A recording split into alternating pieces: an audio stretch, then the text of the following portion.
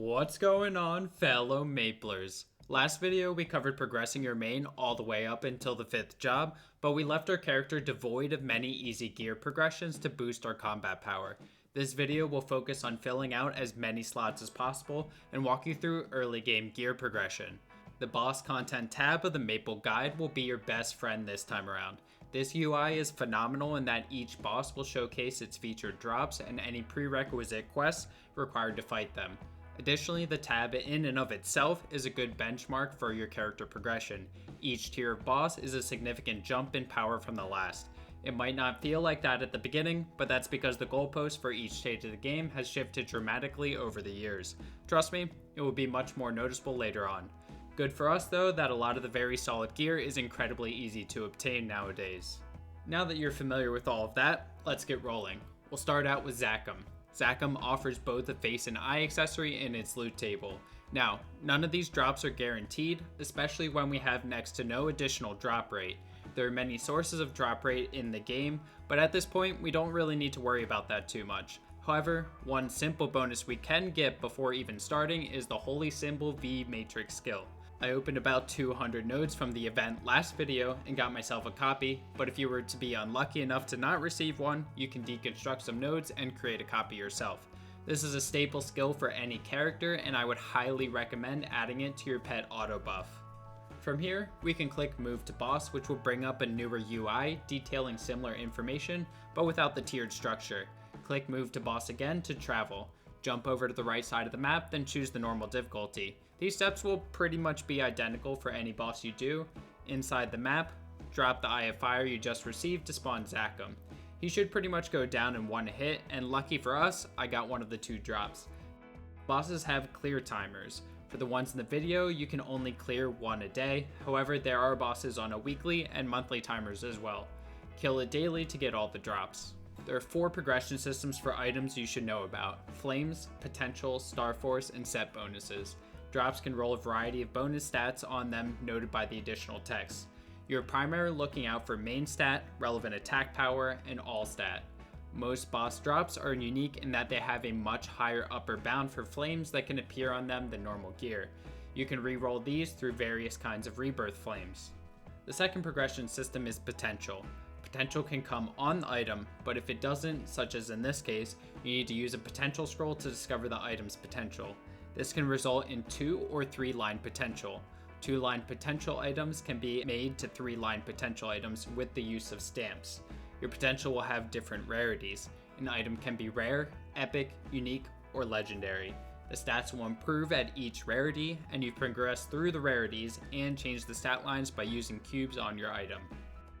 The third progression system you need to know about is Star Force. Star Force can be progressed by spending mesos to gain additional stats through a game of chance. The higher the Star Force, the more expensive the roll, and the lower the chance of success. At level 15 Star Force, each additional level will give much greater benefits, but when you fail, it will drop your Star Force by 1 level back to 5-star benchmark, and there's a chance of destroying your item as well.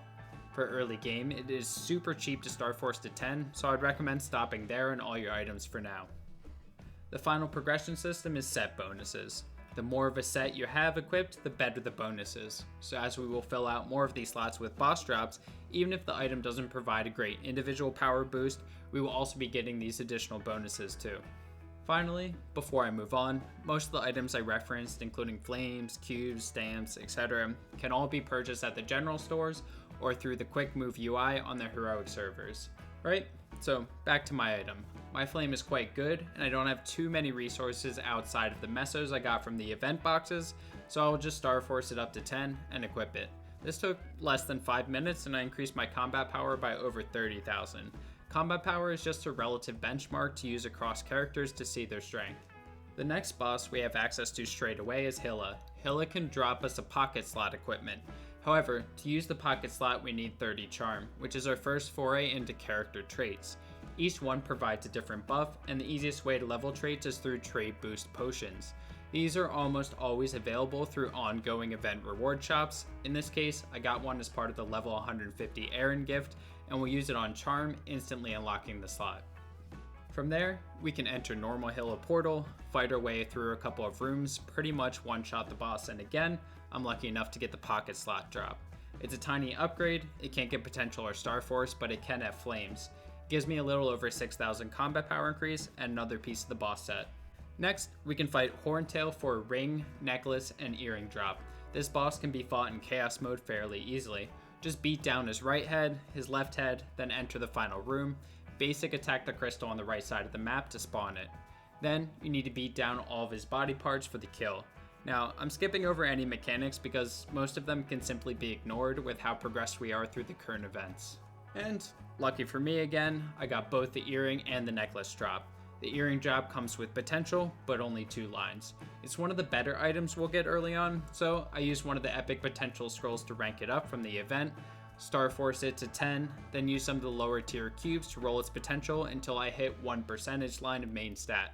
The flame didn't really roll that great, so again, I used some of the event items and re-rolled it until I got a little bit of all stat percentage and strength. Then I just star forced the necklace and we got about 61,000 more combat power between the two. And that's pretty much it for freebies. The next few bosses require questlines to fight. Each questline is less than half an hour or so to complete, so it's not too bad, and you'll unlock the weekly version of the boss as well, which is super important for later on.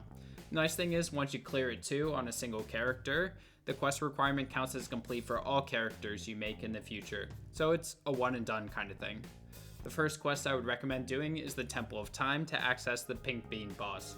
The Pink Bean boss can drop an upgrade to our pocket slot with better base stats and flames, as well as a belt drop and a rare upgrade to our eye slot, the Black Bean Mark. To start, just go over to the quest UI and start the Temple of Time Path to the Past quest. Now, I'm going to assume we all have at least 2 brain cells working overtime up in our noggins, so I'll do a much more expedited guide to these quests. Essentially, I will only tell you the parts that are not straightforward. Generally, in a quest, the quest UI will tell you exactly what you need to do. For example, kill X monster or talk to Y person, which the navigate button will bring you straight to. But sometimes the objectives aren't super clear. In that case, I'll guide you through those pain points. Right, so to start this quest, speak to the Timekeeper, go through a series of kill quests until you need to kill Dodo. Dodo is a field boss. Potentially, this could not be on the map indicated because it has a respawn timer. Just change channels until you find it at the top of the map. After that, you'll be directed to the Memory Keeper. This guy will give you a very vague dialogue to return to the point where you began your adventure. This differs by character, but in most cases, it is the location which you started in the Maple world after your character tutorial and returned to for job advancements. In the case of Aran, I had to go back to Rain and talk to Lilin. After that, the Memory Keeper will have you rinse and repeat the prior kill quests on new monsters. This will lead you to the Sorcerer. The Sorcerer will have you drink a potion, which unfortunately will kill you. After completing the Sorcerer's quest, you can use the UI to continue the questline or return to the Temple Keeper. In general, if you're left with a completed quest or no next steps, just go to the last person you talked to, the first person that initiated the quest, or the quest UI to continue. Rinse and repeat more kill quests until you get to the Pink Bean Beyond the Ruins quest. Now, you have access to clearing the Pink Bean. The Pink Bean and his statues will just throw a bunch of debuffs at you in different ways, flipping keys, blocking skills, reflecting damage, etc. Just kill the statues and then the Pink Bean to clear it. And lucky for me, there's no drops this time. But we'll just continue on to the next boss. To start this one, you'll go to the UI and go to Silent Crusade, a cry for help to unlock Arkarium. This will bring us to the Kerning City subway. Enter the portal, talk to Starling, clear some mobs, enter the center portal to clear a Silent Crusade boss, and then return to Starling. Starling will have you meet her at the Relic Excavation Camp to continue. Progress further through the quest to meet Bastille and Edelstein and find the secret hideout. At one point, I had to leave the map and re-enter to continue. I don't know if that was just part of the quest or just a me thing. The next section will bring you to Leafree, where you have to talk to Crow next to the Monster Park shuttle to continue the questline. You end up back at the Temple of Time and have to continue helping people through the subsequent maps until you get to this dragon. He'll have you go to his egg 2 maps to the right, return to him, then go 1 map to the right to fight Bastille. Then he'll redirect you back to the Dragon Egg map, all the way to the right to find Tamil. He'll have you do a kill quest, then you need to talk to him and ask to be transformed into a dragon. Talk to the goddess in the next area, and continue through the maps, then leave.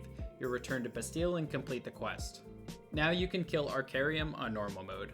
Arkarium drops 2 necklaces, the Mechanator Pendant and the Dominator Pendant at a much rarer rate. Dodge his skills when he uses his blast, stand in the time symbol and heal to full to dodge the KO, and make short work of him. Should be fairly easy to ignore most of the mechanics with 5 lives. And we got the Mechanator Pendant, but not just that, also the Platinum Cross Ring for completing the Silent Crusade questline. Upgrade those like the last items. I put a bit more of my event resources into the Mechanator Pendant because it's another one that'll last us a bit longer, and I went up another 60,000 combat power. Honestly, we're chugging along pretty nicely right now. Finally, one last quest to complete is the Elysium to Pantheon questline to unlock Magnus. This will have you do a bunch of kill quests, running back and forth to new contacts and the Tent Elysium until you get to Urinth the Sage.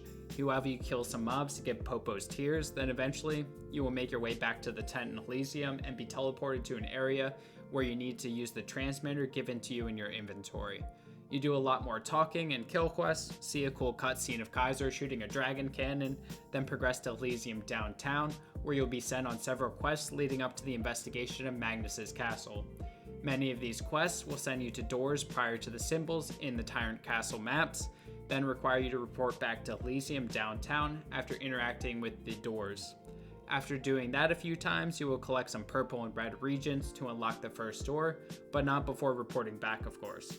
Then, once inside the door, you will kill the mini-boss to get some items and continue. Essentially, you'll rinse and repeat these quests for 2 more mini-bosses, then enter Elysium's Heights entry to kill Story Magnus. After that, you'll get to see Angelic Buster in all of her glory, and then have access to Magnus. Killed on normal to hopefully get the badge and shoulder drop. The shoulder drop is a bit obsolete because you have the temporary app slab from the event, which is way better, but outside the event you would normally get that first.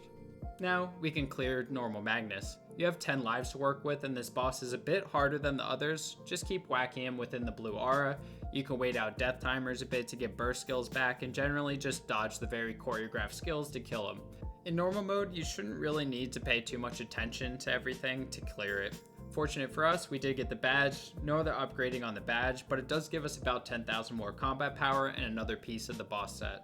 And that's pretty much it for all of your early gear. Rinse and repeat each day until you fill all your slots. You also notice that each boss drops a boss crystal. You can go to any town and quick move to the collector to sell them as your first foray into boss meso income. This will pretty much cover any costs from light cubing and star forcing we did throughout the episode. It took me maybe like 2 hours to do all this and 30 minutes or so across the next 3 days to fill out the rest of the equipment slots. The eye accessory still eludes me, but sometimes RNG is just like that.